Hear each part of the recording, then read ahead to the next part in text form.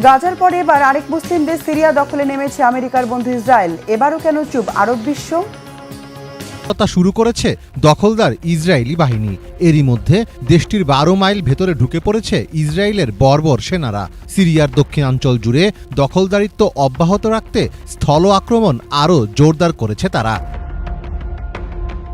সিরিয়ায় একের পর এক ভূখণ্ড দখলের দিকে মনোনিবেশ করছে ইসরায়েলি বাহিনী।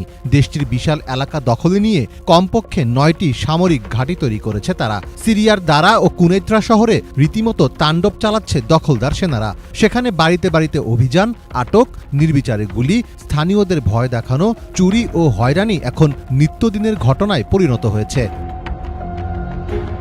ইসরায়েল তার দখলদারিত্বকে ন্যায্যতা দেওয়ার জন্য আরেকটি কৌশল ব্যবহার করছে, আর তা হল দক্ষিণ সিরিয়ার সংখ্যালঘু দ্রুজ জনগোষ্ঠীর সমর্থন আদায় করা এবং জনগণের মধ্যে বিভক্তি সৃষ্টি করা। দ্রুজদের কাছে টেনে তাদের আনুগত্যের উপর নির্ভর করে স্থায়ীভাবে নিজেদের উপস্থিতিকে দীর্ঘস্থায়ী করার চেষ্টা করছে ইসরায়েল। তবে এবার ইসরায়েলের বিরুদ্ধে প্রতিরোধ করতে অস্ত্র হাতে নিচ্ছেন সিরিয়ার বাসিন্দারা। স্থানীয়দের বরাতে বিভিন্ন গণমাধ্যমের সূত্রে জানা যায়, দেশটির দক্ষিণের অনেক বাসিন্দা সশস্ত্র প্রতিরোধ তৈরির পথে এগোচ্ছেন।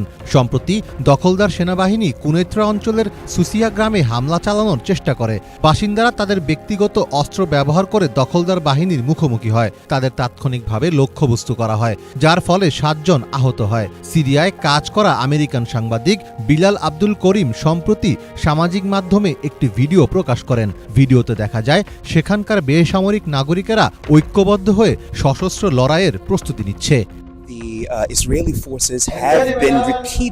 একদিকে নিজেদের আবাসভূমি হারিয়ে আহাজারি করছে সিরীয়রা, অন্যদিকে নতুন ভূখণ্ড দখল করে উৎসবে মাতছে ইসরায়েলিরা।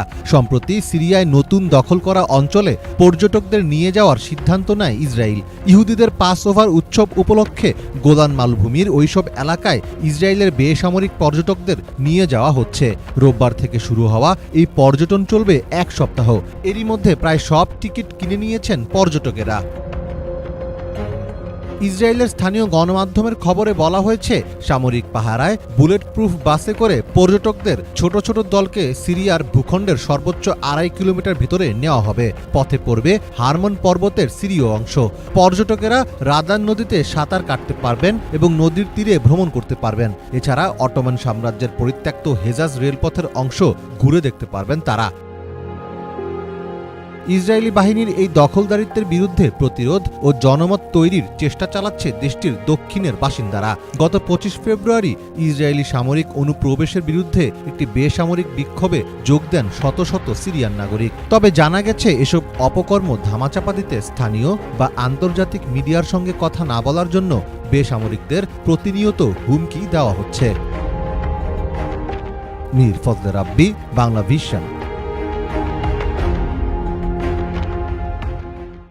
এদিকে মার্কিন হামলায় মৃত্যুর গুজব মিথ্যা প্রমাণ করে দিয়ে আবারও সামনে এসেছেন ইয়েমেনের হুতি বাহিনীর মুখপাত্র ইয়াহিয়া সারি।